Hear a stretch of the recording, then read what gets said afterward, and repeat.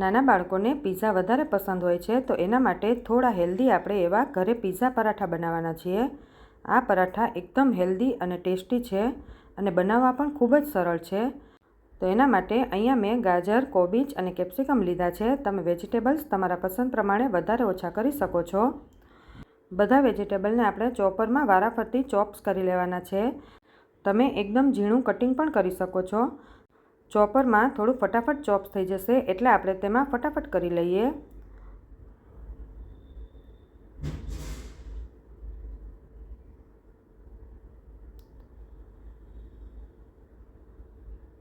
વારાફરતી આપણે બધા વેજીટેબલ્સને ચોપ કરી લેવાના છે.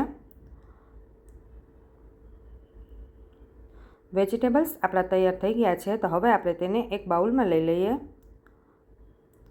હવે બધા વેજીટેબલ્સ આપણે મિક્સ જ નાખી દેવાના છે. પછી તેમાં સ્વાદ મુજબ મીઠું નાખી દઈએ, 1 ટેબલસ્પૂન જેટલી ઓરેગાનો, 1 ટીસ્પૂન જેટલું ચીલી ફ્લેક્સ, થોડા એવા મરી પાવડર અને એક પનીરનો ટુકડો લીધો છે, તેને પણ આપણે છીણી લઈએ. પનીર તમે તમારા ટેસ્ટ પ્રમાણે વધારે ઓછું કરી શકો છો.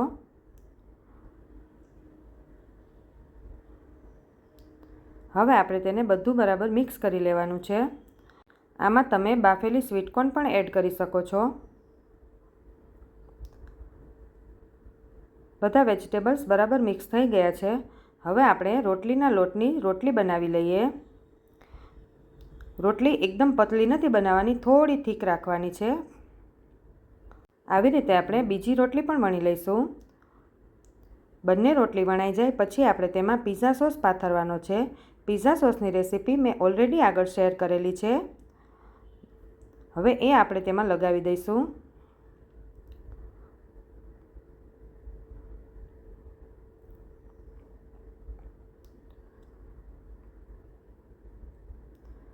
પછી તેમાં આપણે વેજીટેબલ્સ જે તૈયાર કર્યા હતા એ પાથરી દઈએ.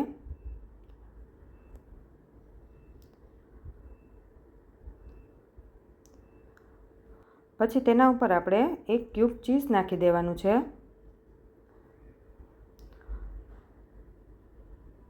પછી થોડું મોઝરેલા ચીઝ પણ એડ કરીશું. બાળકોને ચીઝ વધારે પસંદ હોય છે એટલે.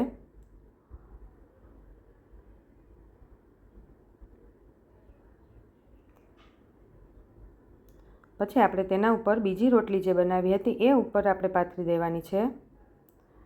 તેને સારી રીતે પ્રેસ કરી દઈએ. હવે અહીંયા મેં ફોર્કથી તેના ઉપર ડિઝાઇન કરી છે.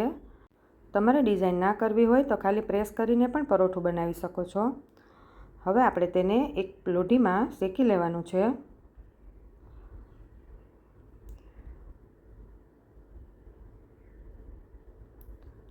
તેના ઉપર તમે તેલ, ઘી અથવા બટરથી તમે શેકી શકો છો.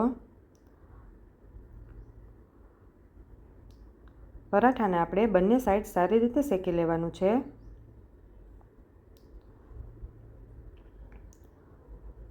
પરાઠા આપણે શેકાઈ ગયા છે, તો આપણે તેને એક પ્લેટમાં કાઢી લઈએ.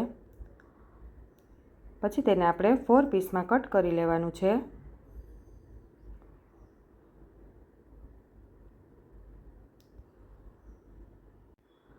આ પરાઠા ખાવામાં ખૂબ ટેસ્ટી લાગે છે.